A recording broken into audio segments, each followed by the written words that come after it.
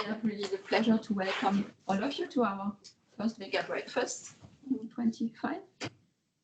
For the Vega employees that are in the office, we have still a few chairs in the room, so feel free to join. 5.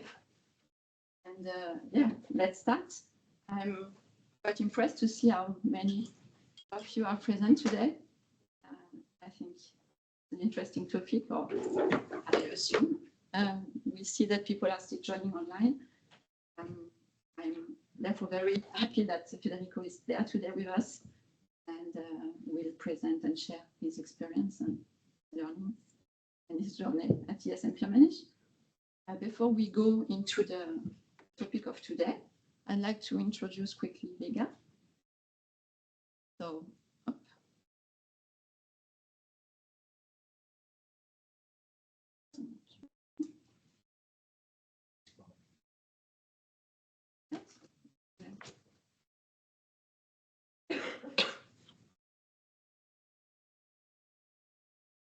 thank you, Christian. So we are an informatics service company. Our mission is to build a bridge between business and IT. We are strongly convinced that it is essential to well understand the field, the science, in order to implement sustainable solutions and digitalize processes in life science and pharmaceuticals.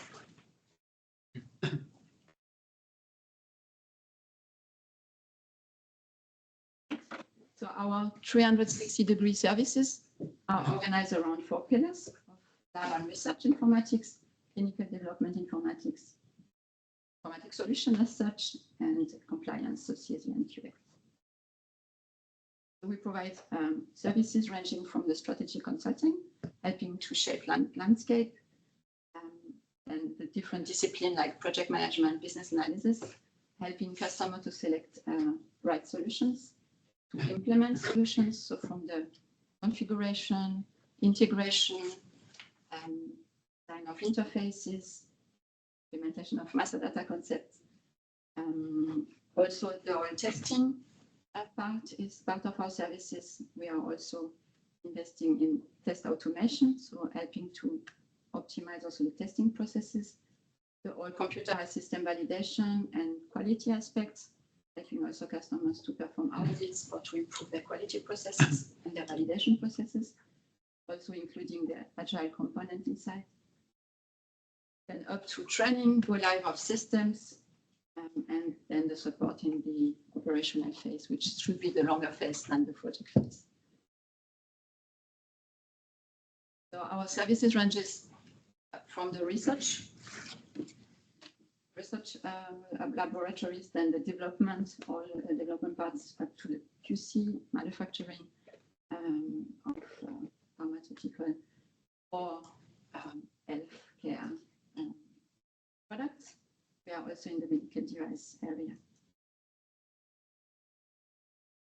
So just a few words about the next chance to talk to us, besides being in Vega and in contact with Vega employees. So we will be at the lab automation in the Netherlands, where our colleague Steven will make a presentation about from instruments to knowledge, so how to digitalize laboratories.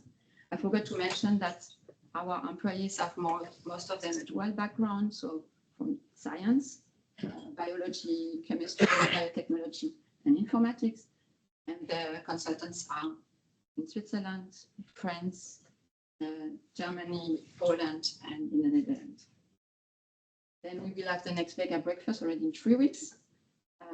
This is again around lab digitalization, more in the research area, and we will be at the future labs in Basel in May. So what will be our topic today? So we will hear about global LIMS implementation, and with a particular focus on master data harmonization and why it's key to success. It's a journey, and it's also a big part of my journey, thinking about master data, and I think it's often neglected in projects and also in operation, how important it is. And the master data people are often more, let's say, they are not included in a lot of processes and they just need to do, but it's linking a lot of systems together, a lot of knowledge, a lot of understanding of the lab processes. So let me briefly introduce Federico. So maybe you can stand up. I mean, you will stand most of the time today. But yeah, Federico is currently project director in dsm-firmenich in the quality IT systems. He holds a master degree from the University of Turin. All right. Italy. Hello.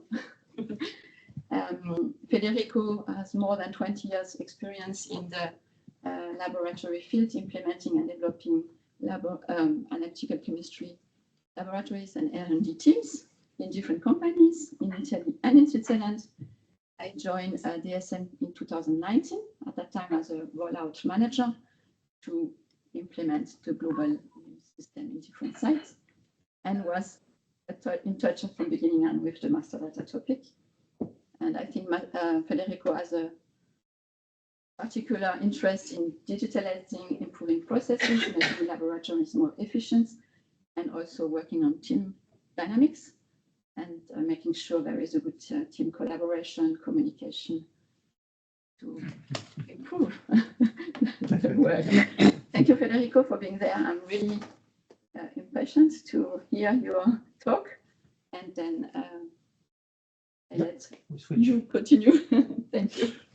Thank you very much. Maybe a quick word. Yeah. So we have the microphones here on the roof, on the ceiling. So please be very quiet because people have said it's not optimal with the sound quality. So speak loudly, Federico. I will try. I hope it will be fine. Otherwise, we will have to. Yeah. Yeah. I hope it will work normally. It should be okay, but we have to be very quiet. Yeah. So. No So further ado. switch the presentation. Yes. No problem. Presentation mode, I guess. I see, right? Yeah. Okay. Okay, so good morning, everyone. Good morning, people here in the room. Good morning, people online. Thanks for joining. I mean, it's really a pleasure to be here today, share our experience, and as Evelyn said, it's particularly meaningful to be here in Wega, because Wega has been one of our trusted partner since the beginning, actually, since the very beginning. I mean, I was not even there, and you will see from the slides that was quite some time ago. So great to be here, great to share some experiences. I'll very briefly introduce our company, in case you don't know dsm-firmenich. I will talk a little bit about the project implementation journey. So timelines to share is as open as possible with you what we did. A little bit about the system design. Also because, so the title of this presentation, as Evelyn said, is why Master Data Harmonization is key. When I was preparing the slides, I thought, actually, why harmonization in general is key, at least in our experience. Of course, master data will be the major part, but in general, harmonization of systems is actually extremely important. Few words about some tools that we've implemented during the journey, dashboards that we have developed, and some experience that I would like to share about what helped be successful in this project, and some conclusion. So dsm-firmenich is a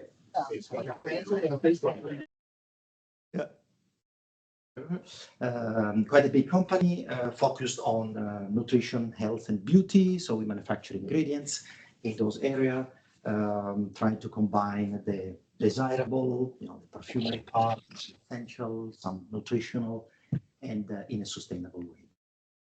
The company, as it stands today, because it's dsm-firmenich, in fact, is a result of a merge of two iconic and big companies, DSM and Firmenich, 100 years old at least, with a lot of history behind. The DSM has completely transformed from being the company managing the Dutch state mines, in being a leader in nutrition and health today.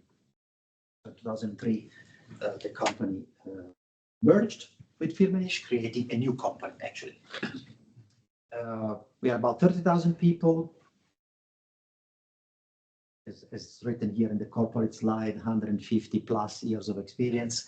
What is actually important to understand is we are all over the world, so 88 manufacturing sites. And of course, we have not deployed LIMS in 88 manufacturing sites, but you see the challenge of such a big company. Currently, there are mainly 4 business units in the company: the perfumery and beauty, taste, texture and health, nutrition and care. Usually we use abbreviation, that's why I need to spell well, and the animal nutrition and health. It was just recently announced, actually, the animal nutrition part will be separated soon. So just for your information, the dsm-firmenich part will remain on these 3 business units. So that's very briefly about the company. Now let's go more into the topic of today. As I said, I would like to show you a little bit the project we've done. Before that, I assume the people that joined today are probably very familiar with the LIMS, but in case there is someone that is not familiar, of course, a LIMS is the abbreviation of a laboratory information management system. It's a software to manage basically data and workflows in the lab. But there is one thing I would like to emphasize is I underline the word processes, because the LIMS is a software, but it's not a normal software. It's something that the way you configure is really have a huge impact on the way you work. So in my mind is, yes, it is a software. Yes, there is a technical part, but it's very much linked to what is your vision, what is your idea of running labs, on managing data, sharing data, etc. And from a technical point of view, you all know probably very well that usually there is a back-end database and a front end. And I'm mentioning this here because we exploit quite a lot the fact that there is a database on the back, on top of the regular LIMS interface. Before going further, if there are questions, my suggestion is that unless there is really something not clear on the slide, please feel free, of course, to interrupt. Otherwise, at the end of the presentation, we will have plenty of time to go through the questions. Okay, so that's a LIMS, but what about our project? So in DSM at that time, there was actually LIMS. A LIMS was there. Was probably, Evelyn, you can confirm, probably more than 25 years old, was probably, exactly, so was in use. It was okay, but performance started to decrease, obsolete hardware, and not compliant anymore. So this was basically the trigger of saying, okay, we need a new LIMS, we need a new system. At the bottom of the slide, you see we had in scope 8 sites all over the world, in Europe, in the US, in the UK, and more than 3,600 master data specification to implement. Estimated 1,300 users, and on top of that, implement interfaces to systems like SAP, like Chromeleon, like lab automation, things like Prophecy, and so on. So the challenge was pretty big. We were pretty scared. Probably these were the faces of the people facing the project. And first of all, there was a group of people, and certainly people from Wega, that said, okay, what do we want as a LIMS? Of course, must be modern, must be, bring the latest technology, must be validated. That's also another thing. but should be centrally managed. That was one key element. The situation at that time was basically every site was managing their own thing. Okay, I mean, nothing completely wrong, but the idea was why not having a central team taking care of that. And that's, of course, the key word that comes. Let's try to harmonize as much as possible workflows, master data, and whatever we have in our system. Just as information, during the, of course, the phase of user requirement collection, a lot of inputs came from the lab. We want this, we want that. So more than 400 user requirements actually were collected. The project, as most of the projects, had three key phases: the system build, design and build, the validation of the core system, and then the individual rollout at the different sites, at the different labs. For information, we so that the choice for the platform ended up on Labware. And also another thing, if you hear me saying instead of LIMS, saying Lion, I apologize already because we call our LIMS Lion, so don't be confused. So we call our, instead of saying our Labware LIMS, we say Lion. So, which in fact is stands for LIMS in our network, although the animal gives an idea of the complexity and the challenge we had to tame this animal. Okay, so a bit of timelines. As you see from the years I have there, clearly was a long journey. The journey started in 2015 with a LIMS vendor selection, a regular process of evaluating different platforms. As I said, the choice at the end was to choose Labware. After that, there was a phase to develop the concept, which, as I mentioned in the very beginning, it's a key step. So it's really an important phase where you, in my mind, you really have to reflect what is your vision, how you would like to work. After that, the system was then built and so designed based on the requirement and built, and the validation started. In early 2018, we had the first, let's call it pilot rollout. This was a small lab in our site here in Switzerland. It's an environmental lab, so actually it was not working in GMP, and was a good, okay, is the system work, which it did. And then from there, the system was continued to be designed, developed, the validation was finished, and the preparation for the first, let's call it real go live, started, which happened in early 2019. The idea there was, okay, let's go live with some master data, so some new products. And then once we go live, let's keep adding them one after the other. And in fact, it was actually, as Evelyn said also in the beginning, the master data part was certainly a bit underestimated, and the impact and the importance of it.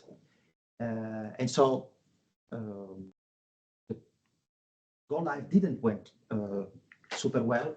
It was a decision to roll back the lab to the old LIMS. So this was, of course, not a nice phase of the project.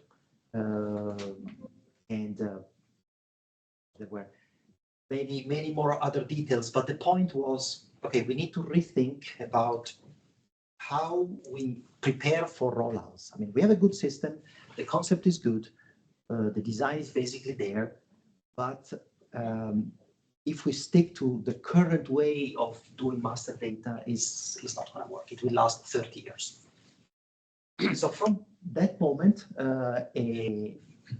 really a big rethinking and optimization of how we deal with master data started. As you see, I mean, I put the arrow ending in 2022, but in fact, it's still ongoing. There is a never-ending optimization of this process.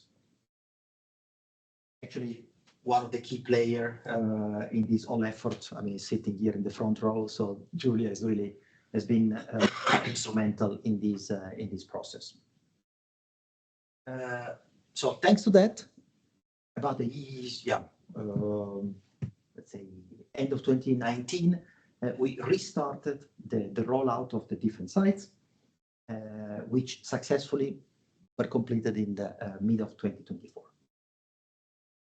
As the system went live anyway, beginning of 18, the group taking care of the run and maintain started working hard and maintain the system, but even more important, starting to fix, to enhance, because as you probably know very well, you can plan as good as you can, but the moment you go live, there will always be something to fix. That's absolutely normal. So in the end, it was a long journey, but successful because the full scope and everything was done as planned in the beginning. But of course, we had to learn a few lessons on the way. Just one quick slide here, which gives you a little bit more granularity on the rollout we had. So you see it's from 2020 until 2024. The reason why I'm showing you this is because the approach we had in the different sites was different depending on the situation of the site. So a small site, like the number 3, the site in the US, few master data, few users, we went live with everything in one go, pump, done. Whereas other sites, like the number 1 in Switzerland, we went lab by lab. The number 2 in the UK, we decided, okay, let's do finished products first and raw material afterwards. So my experience here says there is no one size fits all solution, but it's rather depending on the situation where you are, you need to adapt your rolling out strategy. Another quick thing on the go live strategy. Again, we not spending too much time on that part, but for me there are a couple of elements that I would like to share with you that helped us quite a lot. So you always have a long phase of preparation, right? You prepare master data, you prepare the hardware, you train the users, you update documents. So this take a year easily. The site opens their local management of change.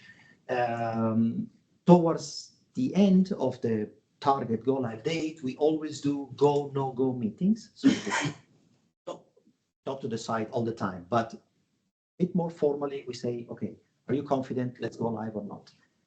If the answer is yes, we compile a small protocol that combines the requirements of the site and the global implementation and everything from the project. That document is formally signed by the application owner, the global quality, and the local quality. So we would like really to have not only the engagement, but a formal step that the site says, yes, we are ready. From that moment, the go live happens. It's on a specific day. In our case, the products we say were activated in SAP means that from that moment, every new lot in SAP would trigger a lot creation in the LIMS system. We typically have 4 weeks of hypercare, and after that, the system is this documentation part is also concluded about around 3 months later, where whatever has happened during this hypercare phase and the potential fixes goes into the deployment report. So bottom line is that on top of the harmonization of the system itself, I think a disciplined go live strategy helps keeping the structure and the documentation, especially being a validated environment, on track. Last slide on the project I would like to show you is starting 2020, we had just a few labs that started to use the system. The slide shows the number of lots released by week. So every bar indicates the number of lots that are released in the system every week. As you see, a nice trend over the years because more and more labs came on board. And as of today, basically on a weekly basis, the users using the system, they deal with between 500 and 1,000 lots per week, which corresponds to more than almost 500,000 samples we had in the system. Okay, I said few words on the system design itself. So we decided to cover the process starting from the plant and going until the lot disposition. So it covers, as I quickly mentioned, and I'm not going to the detail of that, the system is connected to SAP. So that means if the production makes a goods receipt in the production plant, this triggers a lot creation in the system, and the plant operators will see, and from that moment the sample is tracked in the system, go into the QC lab, and obviously released by quality assurance. Needless to say that, of course, we are not completely paperless, but of course that helped a lot, especially the chain of custody of the samples. So the plant operators, maybe some of you have the experience, at least we had, notebook written by hand. I brought the sample signature and time. Now there is just a barcode to scan, and that's it.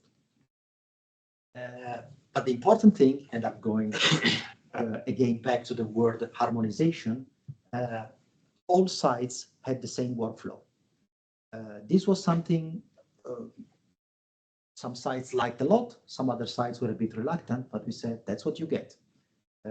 If there was a need to adapt a little bit your way of working, that was the strategy. Very briefly, every LIMS needs to have a user concept. The thing I would like to share with you today is that the decision was to have a LIMS that was open to everyone. So every site can see data information from any other site.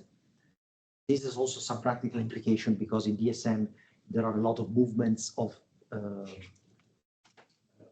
chemicals and materials between sites. So one site might produce a building block for another site. So that has a very practical implication. So you can just look at the data and not picking the phone or send you a PDF and so on. But of course, the action that the user can do are related to their role and the security groups that are in place. So you cannot just change things that don't belong to you. It is uncommon, but transparency for us was very important. The system looks like this. The people know in Labware recognize certainly the look and feel. But important is that, as I said, harmonization was very important. So we said we want to have fixed workflows. We developed 5 that cover the whole life cycle, and you see them here on the. Let's see if I can get the pointer here on the left part. If they are too small, so the user could click and open basically these 5 different pages. The other thing is that we tried to develop a system that was as much graphic as possible.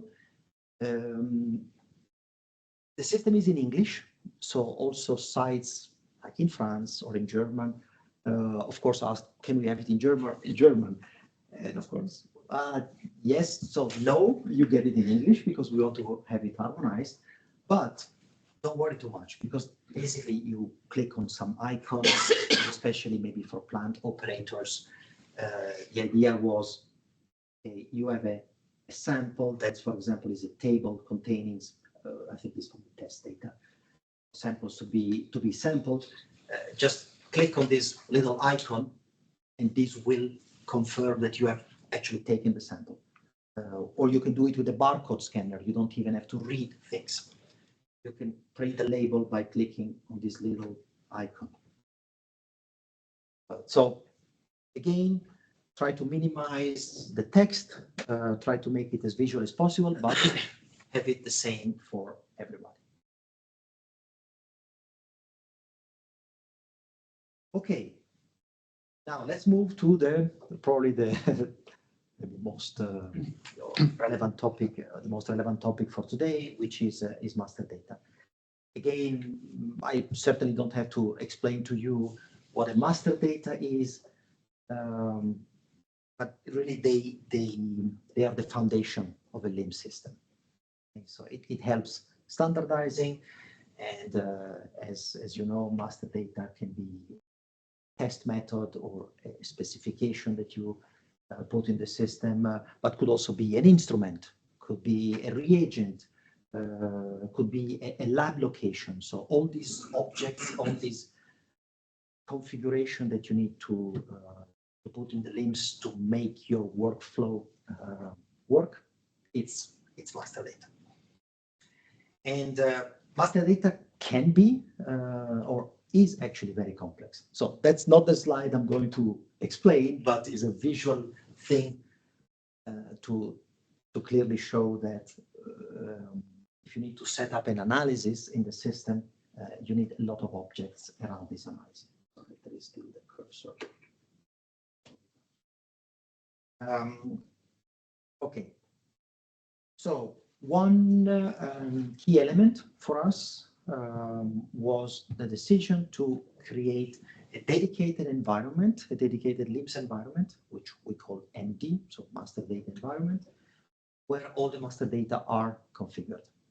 So we don't configure and test master data in the productive system, but on a dedicated environment where master data are created, are tested, are validated and approved, and then moved to the productive environment.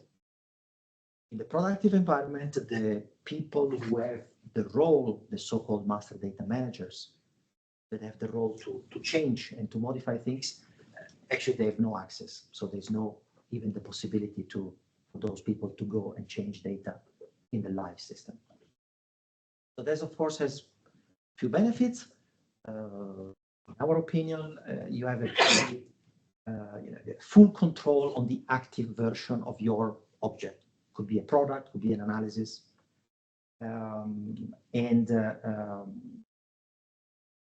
There's also some practical implication because imagine you have a new version of your analytical specification SOP that goes, is effective on March 15. You can actually, well in advance, prepare, test your object, and then do the installation of the productive environment on that day. You don't have to worry, the stress of the last minute day, and make it available to the end user exactly when the updated SOP becomes effective. Okay, so that's first element, two environments. In this slide, I would like to share the way so the process we used to handle the master data change management. So let me give you a few minutes, because again, you harmonize the system, but you also need to harmonize the way you prepare things. The key starting point, we use TrackWise as a change management platform. People might have other platform, but our starting point is always TrackWise, where we document what we want to do. The description must be good and accurate, but that's important for the people who review potentially the change to have a source of truth. Then, of course, we adapted a little bit. If it's a product, if it's an analysis, we had all kind of templates, but that's the starting point. After that, we start going to the system. The so-called creator implements the change. There is a second person that reviews this change, and maybe picture in your head, maybe this is a product. It's a product that we configure for lab X. So there is, during the project phase, the team, so Julia and other people, creating and reviewing the object. Then, and that's an important, in our experience, a very important step, test of the product was done by the people in the site, at the site. I have to say this process was not the case in the beginning. In the beginning, the people in the master data were asking, okay, can you send us some raw data? They were entering the data in the system. Then say, okay, looks good to me. So bottom line, story short, is that only the people that in the end use the product can say, okay, that's really what I want. So that was really a key element of the improvement that we implemented in the different years. If the test is okay, there is a formal review of the object, the LIMS, and the object is signed or approved. And as I mentioned before, everything happens in the master data environment. Only after that is migrated to prod. So the slide is very similar. What I would like, sorry, the slide is showing again the signature and the concept of doing those approvals in the master data environment. Again, I want to stress out the importance of the version locking. That's an extremely important thing. For example, the team could not start working on a new version of a product before the actual version was signed. It happened, and it created a lot of confusion. So very strict process that helped a lot. Okay, digging a bit more, master data again. You are certainly familiar, but that's an example, a high-level example of objects that needs to be created in the system. You would have I mean, in Labor it's called item code. I think in other systems it's different, but the item code is an object that contains the product specification, contains information about the sample plan. So how many samples the plant operator needs to take in the system, in the plant. Could be maybe, yes, 3 samples to pull. Everything is defined in the system, predefined and configured. Of course, you have all the test and the analysis to configure, but there would be several slides on that topic. But the analysis rely on certain analysis, for example, on other lists. A color analysis assumes the result is a text. Now you could choose to have a free text. We said, no, we don't want to have that because we want to be able to make sense out of the data later on. So let's have lists, have predefined colors. The list, of course, is very long, so that the lab user can select the color out of a list and cannot just type the text that he or she wants. You have to define instruments and so on and so forth. So all those objects were configured during the rollout preparation.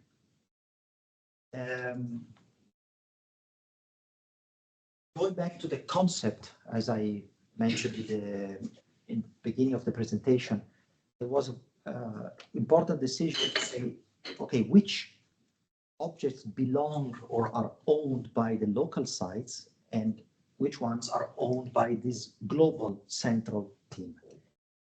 And here in this slide, you see, for example, product, item code, or sample plan. They are actually owned and maintained and by the site. It doesn't add any value that a product from the site in Switzerland is managed by a global system, by a global team. But there are objects like analysis, which in our mind and in our experience makes sense to have as a global object. And I will get back to that point. But also reports. We want to have harmonized reports. It's not only a certificate of analysis, of course, as a dsm-firmenich company, you want your customer to have only one certificate of analysis layout, but also internal reports. Why having 3, 4, 5 different layouts? We control few reports that are validated and secured. So this, please keep in mind this concept of global versus local, because that's one of the key elements.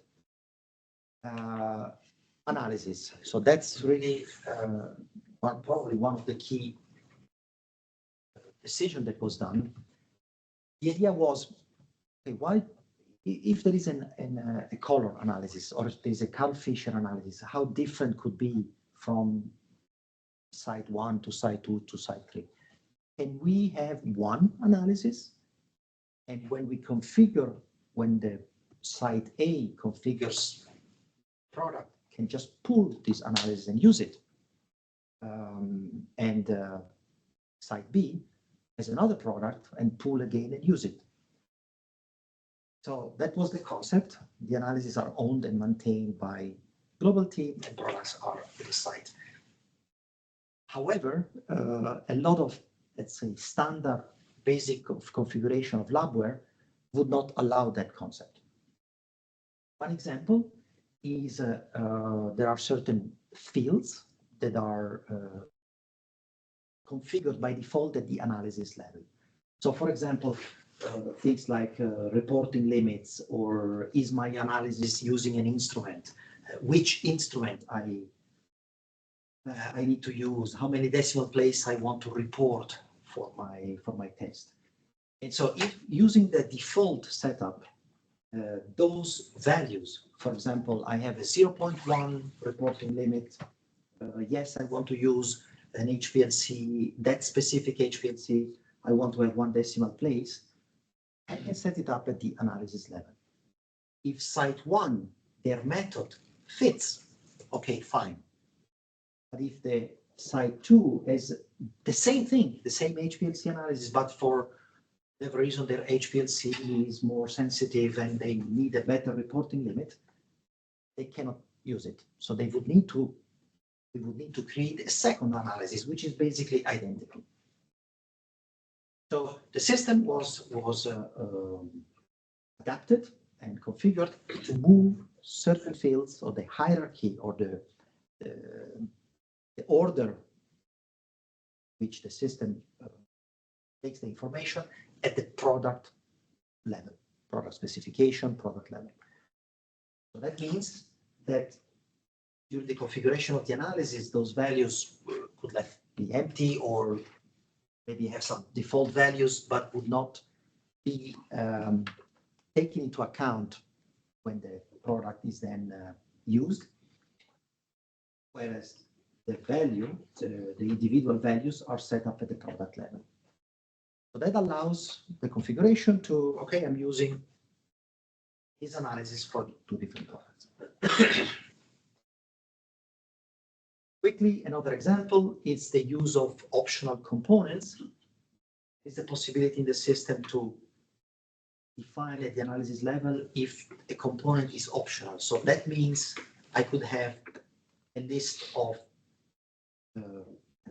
solvent, a GC solvent analysis. I'm sorry, a GC solvent analysis that contains many expected results, but I can just use what I need on product 1 and in product 2. And without this strategy, the user will be forced to see all the results, even though maybe not needed. You could have, you could make use in the system of the so-called analysis variation. That's something, at least the labor system are called analysis variation. Let's assume it's exactly the same analysis. Instead of reporting in milligram per liter, you want to report your results in ppm.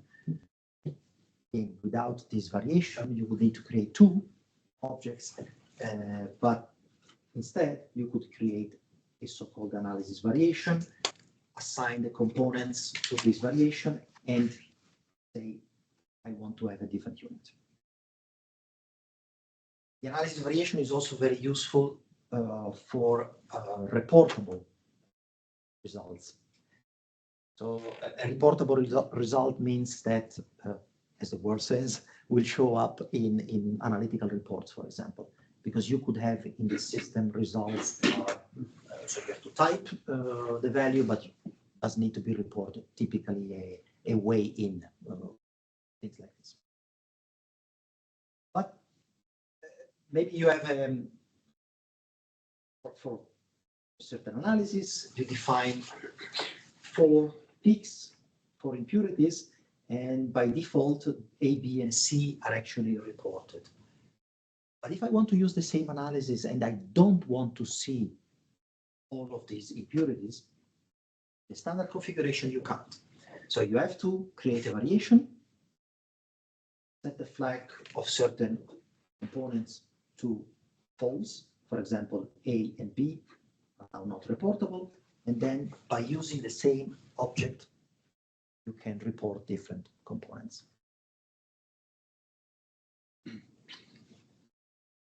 And the last example on this analysis analysis variation benefit is that you can even go deep into the calculation and into the way the analysis makes calculation. And that's a simple example where you want to have, you have an assay, it's a titration, but sometimes, or you want to be flexible to report the results as a with the water content or as anhydrous basis. Once again, you can make use of a variation. So you create a variation in the analysis. It's called ANH in this case, anhydrous. And within the calculation, we don't go into the detail, but just for your information, in the coding, there is a select case statement say, okay, if the product uses this variation, do this calculation. If the product uses another variation, do another calculation.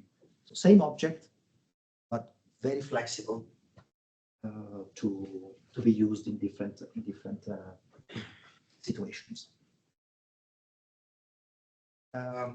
One additional note on the calculation strategy. This was a key decision for us.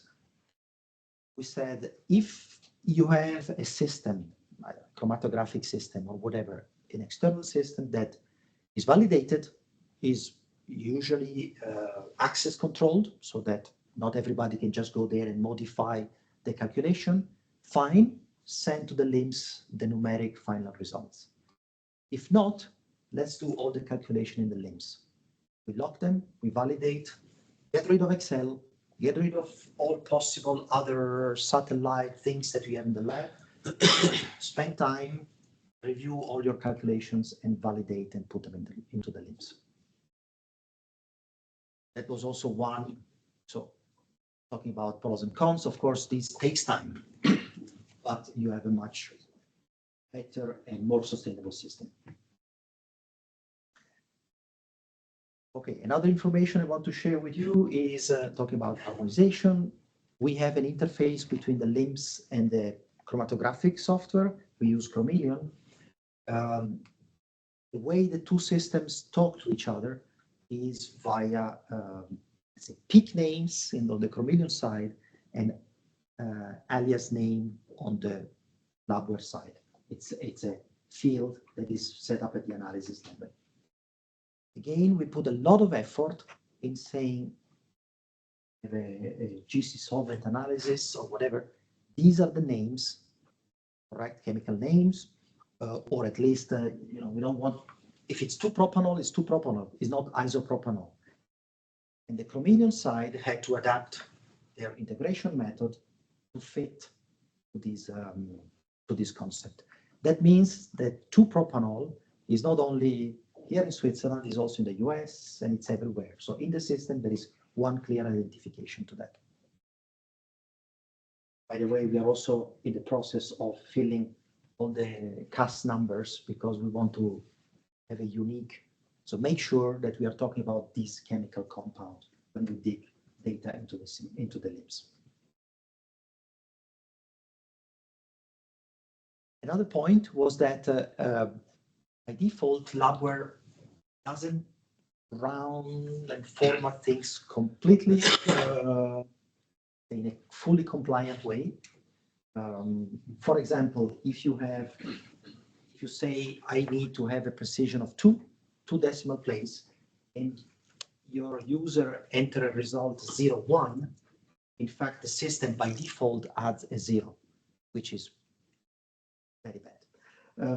So that's not good. And so the system allows you to create a let's say configurable formatting rules. We spent some time on it, and we harmonized all that, and we introduced a couple of things. So, for example, the rule number 1 says if you enter not enough decimal place, you simply cannot go on. There is a warning message saying the result has not enough decimal places. You entered 1, I expect 3, so just enter 3. Or if you type .1 instead of 0.1, that's also not accepted because maybe you meant .1, maybe you meant 1.1. This is, we cannot say.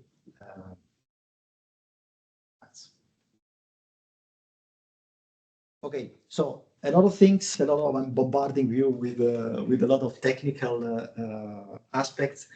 There are opportunity for questions later, but I mean, you can talk to Vega. I mean, they are super into those details and technicalities. The important message for me today is that, as I said, the idea was let's maintain analysis at the global level, make this big effort to have them reusable in all the different sites.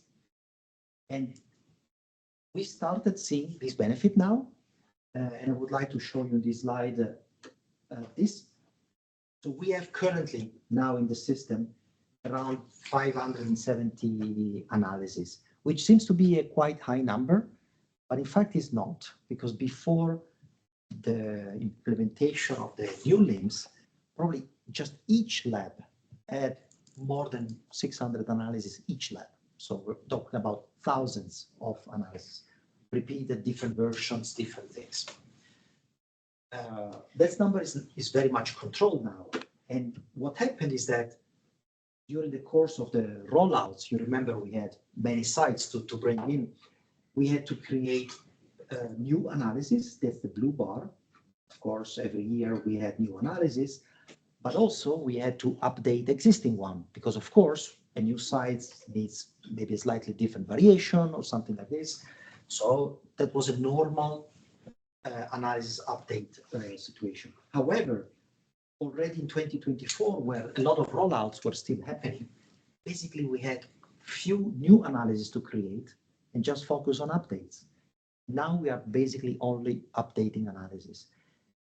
And as we are still rolling out LIMS in new sites, we expect basically, I'm not saying, of course, just plug and play. There will be always a need to do some small adaptation, but this starts really to pay off.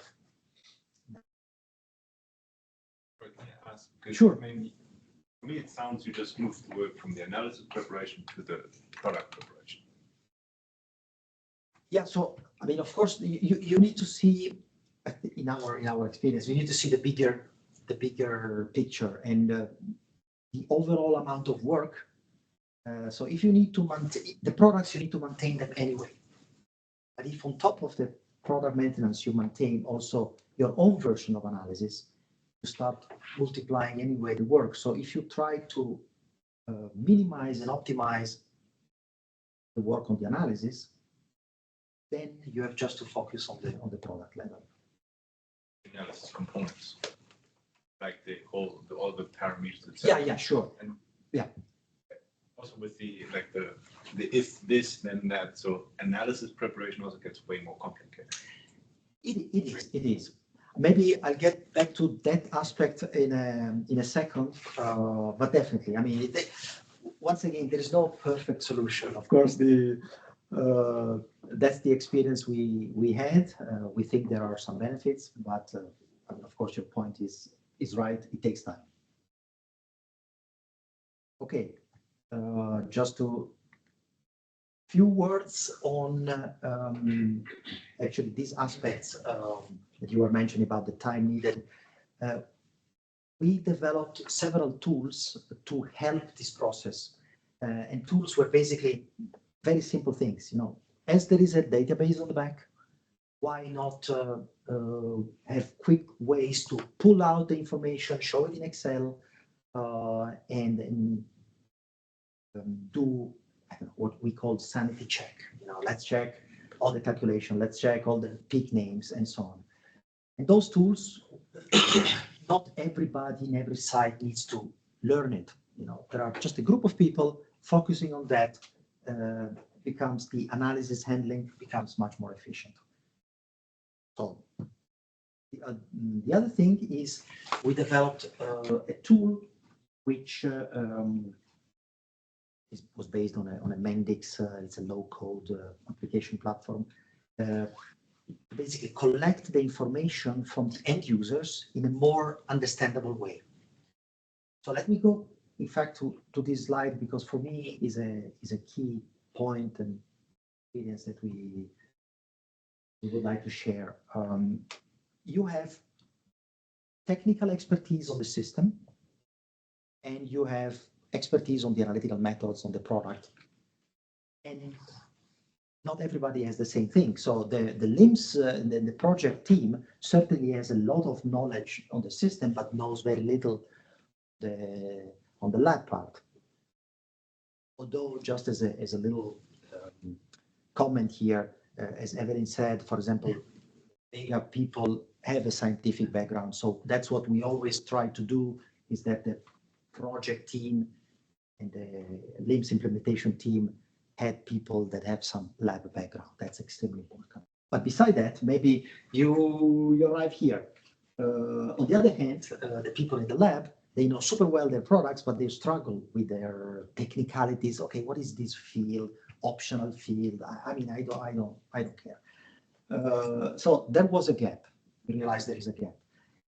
And so what we did is to, first of all, we implemented really regular meeting between these two teams. But also we had this tool, for example, this application where it's basically mimicking a bit the LIMS, is synchronized with certain things in the LIMS, and helped end user in a much easier way to select and provide the information needed by the global team to implement the changes. So in fact, this gap that we had before became really the key of effective collaboration. Okay, I have just a final few slides before, of course, opening for question. The fact that we put a lot of effort, time and effort in harmonizing things. We always say we felt we sit on a pot of gold, because there is a lot of information now in the LIMS that you can make use of. And beside the maybe regular querying possibility within the LIMS, we also started using tools like Power BI, which is a very powerful tool to show and to mine those data. And so one example, I don't know, maybe some of you have the experience, sometimes there are questions, all of a sudden someone picks the phone and say, hey, do you know how many lots of these products were produced in the last year, how long it took, and how many actually were restricted usage? Before the implementation of that LIMS, of course, the information was there, but it took time and retrieve and so on. So we developed dashboards that look like this, and without going to the details, but basically all those numbers are pulled from the LIMS. You can add some small formulas and say, okay, for that specific product, I had so many lots. It took an average of 38 days. The minimum was 17, the maximum was 84. These were the verdict, and so on and so forth. So now comes at no cost. So every new data, few hours later, is available here, and everyone can try to answer the question by just going there. And by the way, they don't need to be LIMS users. A lot of our people in the production plant, for example, they're not LIMS users, but they use it just checking the data. Or another example could be going back to the plant. Maybe plant managers are interested, okay, how many auto specification samples I had last year overall, and how much it compares to the total. Once again, nothing to re-elaborate, pull data from the LIMS and say, okay, this specific plant had 4,000 samples. Where is my, let's say 71 were out of spec. That means 1% is out of spec. Is it better? Is it good? Is it something? They can do their own evaluation in this respect. Again, this is only possible if you have harmonized data in the system. That's not possible in any other way. Okay. Few words on what we think were the key element of the success of this project. So first of all, we had a very supportive project owner. So that's my strong recommendation. If you embark in any project, LIMS implementation, make sure in the company there is someone that believes in that and has an influence on the labs and on the plants that where it is implemented. We had a global project team review where site directors were present, so engagement is extremely important. But then there were three key pillars. The first one is the global application management. That's the team that runs and maintains the application. Actually, a colleague of mine is here with me today. So it's that's extremely important. That's the team that helps maintaining the vision and runs the application. The second one is, of course, the global project team. In our case, it was a team mainly external consultant. Wega played a key role in that. And the third pillar is actually the people on the site, because they are the one using the LIMS. They are the one that were involved during the preparation. So the interaction and the collaboration with these three teams was actually the foundation. And this, of course, was replicated in all the different sites where we went live. Another important thing is that was a very nice decision done by dsm-firmenich to put budget and money on backfilling the resources at the site. So very often projects are run, say, okay, you do your regular lab work, and on the site, please also do that. Sometimes people are very helpful and very cooperative, but I mean, come on, we know it's not easy. It's very important. Yeah, sorry, please. Yeah. I would just have a question. What is the approximate number of people that have participated to these projects? Oh, approximately, yeah. Just to have a range. So it's a very difficult question to say. Let's put it in this way. The global project team in the different phases, we were talking about, I don't know, 20, 30 people fixed in different phases and different parts. But if we talk about people in the different sites, then the number goes to 100 or so, because everyone did a little bit. But maybe a bit more precisely to answer your question, for example, talking about backfills, for larger sites, we typically had 2 to 3 fully dedicated backfill resources. This was for very big sites. Sometimes maybe one, sometimes half of a person was enough. Yeah, sure. So in the end, I mean, it's obvious to say, but the key is really, it's all about people. And you might recognize some faces of also people present in the room here.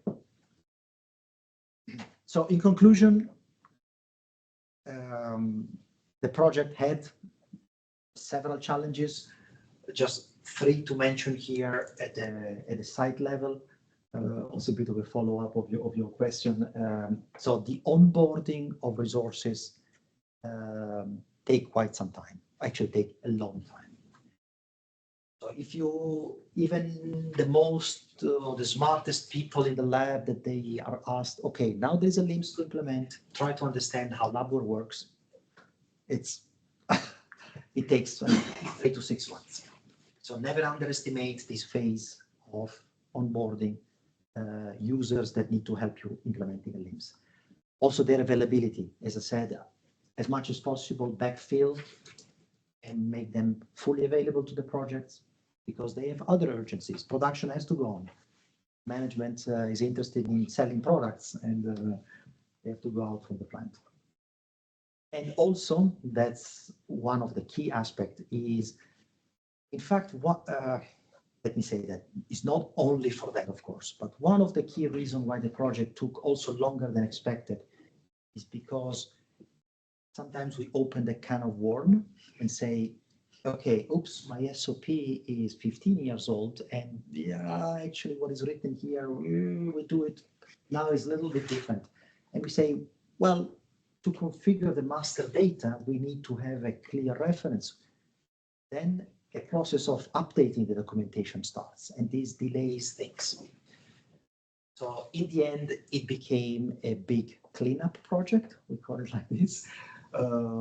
Which is good, because now we are in a much better situation than before, but has some implication.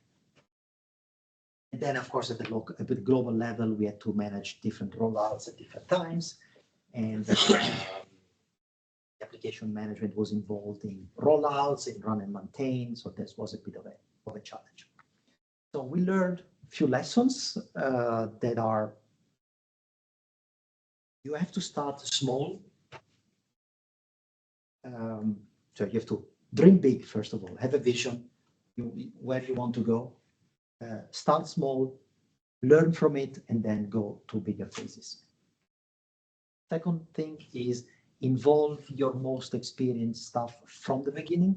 That was also a mistake that sometimes unexperienced, maybe good people willing to do, but not knowing very well their products were involved in the project. Invest a lot of time in training. That's super key, super important. And also the support and the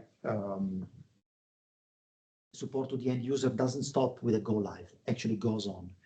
We are now putting a lot of effort in building the community. We call it the Lion community, so that the sites can start talking to each other. And of course, the application management team visits the sites. It has to continue. Try to understand the end user point. And of course, the devil is in the detail. I mean, it's something maybe obvious to say, but we are talking about the quality system. We are selling products we are making infant food product. Even a small comma wrong in the configuration of the analysis can lead to wrong impurity determination and can lead to lot released that are not good. So that's extremely, extremely important. We finished the project. We are continuing. In fact, we are deploying to other sites. We still want to develop the LIMS. We still want to introduce more functionalities. Another lesson we have learned is that let's try not to customize much. Let's try to stick to standard functionalities. And so we are trying now to implement new things in a standard way as possible. And by standard means how delivered by Labware in our case, so that there is not much revalidation effort. Want to connect to other instruments. And last but not least, we have to maintain the system up to date, and so that we, in 10 years, we say, oops, we have again an obsolete system. So that's it. I would like to thank you very much for your attention, your patience, and all these technical details. And of course, I'm happy to answer any question you might have. Thank you.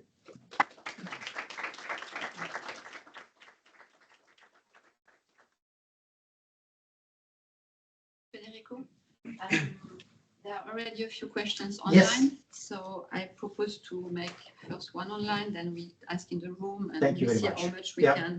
we can take. So the first question that came was how long does it take to change master data from the master data environment to prod? And do you have sometimes also rapid changes or urgent changes you need to do in a few days or hours? Yes. So the second one, yes, we have a so-called emergency change procedure. It can be done literally in hours, and the product can be moved to production environment. But typically now the process is running quite well. If we say the product is ready in the next couple of days, is in the productive environment. Maybe one in the room? Because you said like now all the data harmonization, etc. Yeah. Focus on the master data that is quality owned, right? Yeah, yeah. And also only data that affects quality, or also because when you said, oh, now we changed our peak names, so Chromeleon has to do that. That's also quality. But if you change now sample template, ID names, whatever, production has to follow. How did that go? Or did you not do that? You mean so So if you change data or harmonize data in Yeah. a quality system that non-quality users or systems depend on. Yeah, so I mean, currently the LIMS is used only on QC lab that are part of the GMP and follow the lot release. So it is, for example, it's not used in research lab or in other environment where used in a different way. So it's very targeted to a specific plant, specific labs. Changes is agreed. If there is any need to change, is always agreed with quality assurance.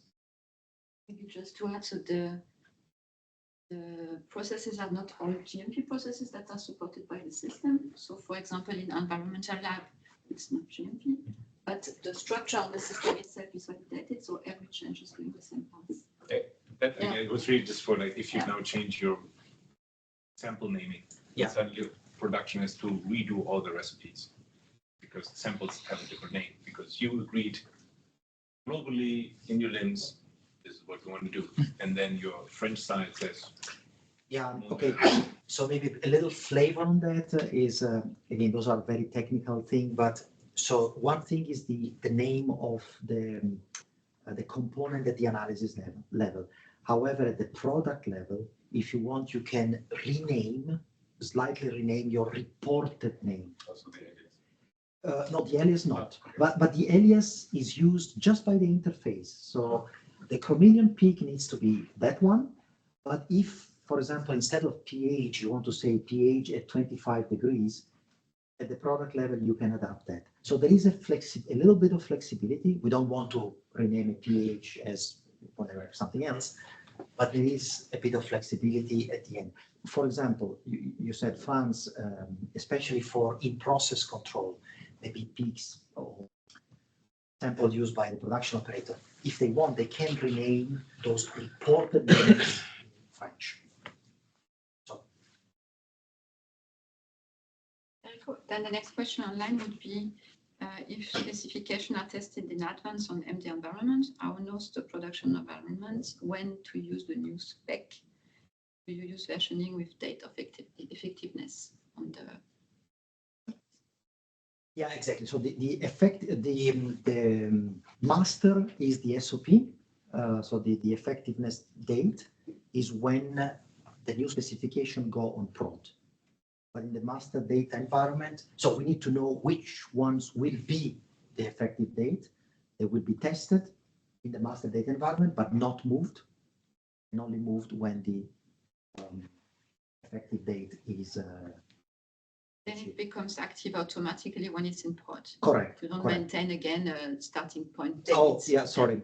That's the question. No, Yeah. in this concept, the moment it goes on prod, it's active. Thank you. Yeah. System cloud-based. No, it's on premise. How do you upgrade the sites? You mean the hardware or? Software? Just have a Yeah, new so- version released. So we haven't done that yet. So we are on Labware 7 currently. And we are actually starting upgrading the database and the Windows operating system. And but we have not yet upgraded the system. But in any case, it will be a task of the global application management. So this will be done. The sites will not be responsible. That's also one advantage, is that you have one team. We will take care of the implementation, revalidation, and then go live at the sites. Thanks. That's answered your question. Federico, on the client side, you have Citrix, huh?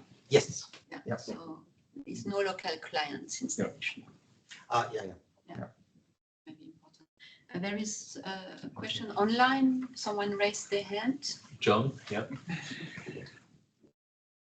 Hello, Federico. Thanks for the presentation. I just had a quick question about how you divide up responsibilities based on master data being configuration or master data. Yeah. You mean between the global and the local responsibility? Kind of. My thought was thinking more of what point do you decide that you need to involve developers or technical people to do master data definition? For example, you had reports on screen earlier. That's one thing where we in our project are not quite sure where we classify whether we classify them as configuration or master data. Okay. Yeah. So I don't know if the topic is more configuration or customization. If how much coding or how much standard configuration you want to use. It's a difficult question to answer. I think we started with a lot of customization, so going really technical, deep technical, as you were saying, maybe in the coding or in. And now we try to use a bit more standard configuration approach. In any case, we always have Labware consultants support us, or still consultant from people like Wega. So in most of the situation is the assessment is done, and when we can use standard configuration, that's the way we go. Okay, thank you. Maybe I can add a bit, John. So it's also linked to the whole validation and the definition of the object. So there is a master data concept. And as Federico said, the analysis where you have a lot of calculations, they need to validate them. So that is also one reason why it is on the global level. And on the local level, the master data they can maintain are really only master data because they cannot do any customization. And the decision of the validation is more on the type of the object. And then there is the whole process with the specification and so on. But it's mainly, I think, the analysis, which is challenging because it's at the border, as you need in Labware always to go into some kind of coding. Yeah. Yeah, no, that's a good point, Evelyn. The idea was of this global team is to have skills and expertise that not all the sites have and are required to, and the sites, as you said, they only have to maintain simple thing. Change from greater than 95 to greater than 98. It's a single master data sheet. There was a question here in the room. When you think about data evaluation, you mentioned Excel and the other system. From the net data, you sometimes have to write stability reports or PQRs. Is it a pull mechanism? Do you have to ask for the data, or is it something that the LIMS also serves as a reporting system here? So specifically for stability, we have not yet implemented a so-called stability module. So stability reports are still handled outside. But as you say, there is this pool. So is the availability of the data that is much faster now. So the person responsible for reporting stability can, out of the system itself or from the Power BI, pull the data and then compile them in a report. But the goal is to, in fact, we are working on is to implement also these kind of things in the LIMS. And the people who need that have to ask then someone who is knowledgeable on Power BI and say, okay, I want to have that report, please help me, or yeah. So the Power BI started a bit like a prototype, an experiment, and we collected a lot of feedbacks from people. There is, the complexity is not huge. As soon as you have few tables, that's fine, and it's enough for them right now to get the data they need. But it was again a collaboration, listening to the end users and implement what they needed. Have you used already AI to query for certain data? Not yet. That's something. So I listened to certain labware presentations as well. They are also trying to go into this direction in predicting some trend or predicting some things. We don't have direct experience with that. It's a statistical process control and a PQR. So you want to have, okay, is it normally distributed? Is there a change visible?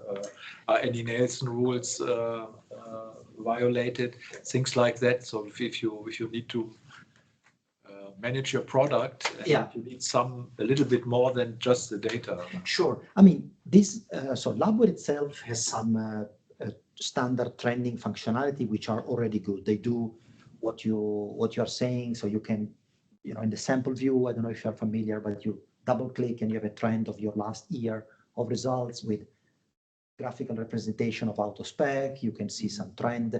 So there are already several things that out of the LIMS can be used, but we have not used AI yet.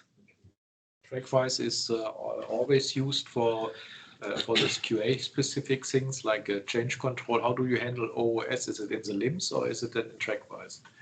It's currently in TrackWise. We don't have a deviation management in the LIMS. Yeah. You have to set up new sample or new investigation request if you want to make then decisions. Correct. You have to decide that, okay, it's not a lab error, it is a material error. Then you have to launch an extra sample and then get correct.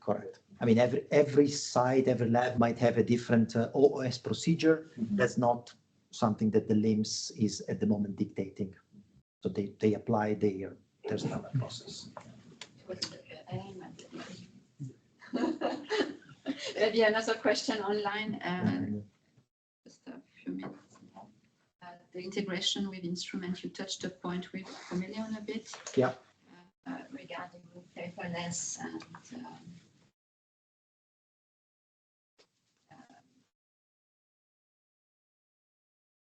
and you said you are not fully paperless. How are you able to get all data from any lab instrument, and what do you use as layer between Lion and instruments? Yeah, so currently, as I said, we have interface to Chameleon and Tiamo, Prophecy, and every interface is a slightly technical different mechanism. It's either file transfer or there are XML file involved. the lab station from Labware is involved. So the topic of connection to the instrument is really a big one. I know Labware is working hard to create connectors to a lot of different instruments. That's also one of our dream and vision to improve lab automation, but we have not done further than the one we have. Yeah, maybe the prophecy is also a layer, but something to continue to develop. Oh yeah, yeah. Okay. Maybe one I last think that there was one question in the room, two, yeah. One more technical question. Do you have a central SQL Server database for all sites, or how do you manage it? So the database itself is one. What do you do if you have a failover? Is that the whole world offline, or? No, so first of all, we have all this disaster recovery system. First of all, the servers are maintained by our IT. So the application management is not responsible for that, and everything goes into the full IT security system. So really, in few minutes, it's redundant. It's redundant, backed in other locations. So there is a failover. You have one SQL Server service. But the instance of the Labware LIMS is one database. Yes. There was one question, yeah. Yeah, for this generic analysis topic, for example, heavy metals or residual solvents. How do you know if something is specified, and how do you know if all the results are entered? Is this also part of your variations of the product you have to define, or? Yeah, so at the product level, that's exactly the point. So at the product level, the people setting up the master data, they have to add the components that you want to have in your result. So if you measure heavy metal and you say, I want to have these 5, you will go into the system, you pull the heavy metal analysis, which will have probably 20, and you assign the 5. Now, when in the result entry view, those 5 will appear, and you have to enter results. Otherwise, you cannot approve the sample. So the system will then also check if all of these are entered and will change the state to complete? Exactly. So only when all the results are entered, the status changes, the samples can be reviewed, and potentially the result can. What of customization? So that's the key technical thing that was decided in the beginning about this optional and things. So it's a couple of things to do. But once you set up and you apply this system to all analysis, it's not, so then it's a regular configuration of your components at the product level. You don't have to do anything else during master data configuration. And maybe another question for the phrase list or the lists, let's say for the color. Who is the owner? Is this owner part of the team, or is it correct someone else? It's the global application management. So that's why the harmonization requires a clear ownership. So there is an application owner, and the global application management is the owner. Now, if the site says, hey, I need this color, it's not that the application says, no, we don't implement it, but it's controlled and implemented by this global team. At the end, you have a list with 100 colors. Yeah. Green, yes. Light green, olive green, and at the end, the technician or the analyst, how do they know which of these colors will be in specification or not in specification? Is it olive green? Is it image green? They will just check and try. Well, so first of all, you see in the result entry view, you see what your specifications are. But that's a bit more a philosophical question, because you can say, if your the possibility of entering the result is either you're in spec or no, I mean, are you really checking the color, or are you just selecting the? So at least from the quality point of view, you should have the possibility to say, well, it's not white, it's white, slightly yellow, and that's an auto spec. And the user has to be able to select the right color. But you can see the specification. Is your question if you show to the end user the 100 colors? At the end, he has to choose, or they have to choose, so they see it. But yeah, see, they also see the specification. They see So the specification. because you shouldn't see the specification, you see, oh, for me this is green and the green, you know, with solution the same, and yeah, there are a lot of discussions we have currently. Yeah, that's more a quality control approach. I'm looking at the time, Federico, it's already 10. There was one last question that was regarding the old data. Yeah. So because there was a LIMS before. Yeah. And now you harmonize the master data, and how you deal with this legacy, historical usage of the. Yeah, so currently the old system is still running, and the plan is for now to have just a few instances to have access to those data. And to be fair, it's an IT project on how to then maintain. So we have to stick to the regulations and decide for how many years we need to keep that and have an approach. But what we have not done is to import the old data into the new LIMS. So there was a clear cut, all data are in the old LIMS, and from a specific day, all data are in the new LIMS. Sure. And, yeah. Just, no, thanks a lot. Sure. I think we can again applause you.